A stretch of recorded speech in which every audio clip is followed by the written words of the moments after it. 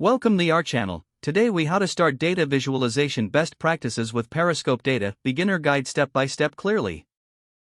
First, start by creating your Periscope Data account on the official website. Once registered, log into your dashboard to access your workspace. Familiarize yourself with the interface and locate the options for connecting to your data sources. Connect to your preferred database, whether it's PostgreSQL, MySQL, or others supported by Periscope Data. After your database is connected, begin by importing your data tables.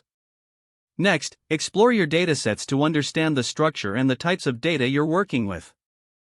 Begin crafting your first visualization by selecting the Create option. Choose the type of chart or graph that best represents the insights you want to convey. Use the drag and drop feature to select the data fields you want to visualize. Adjust the chart settings to refine your visualization, including axis labels, colors, and legends. Take advantage of Periscope's built-in features to add filters, which allow for interactive data exploration. Once your visualization looks good, consider adding context by including descriptive titles and annotations.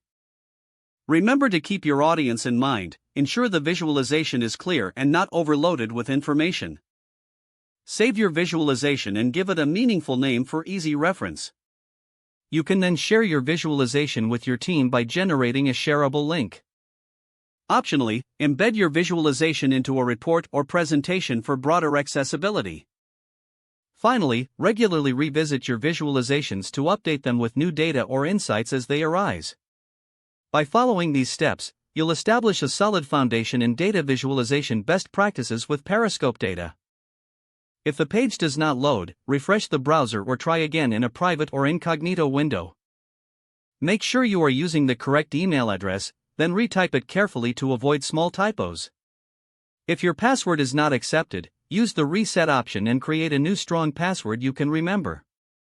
Check your spam folder for verification or security emails, then complete any Enable two-factor authentication if available to improve account security and reduce unauthorized access risk.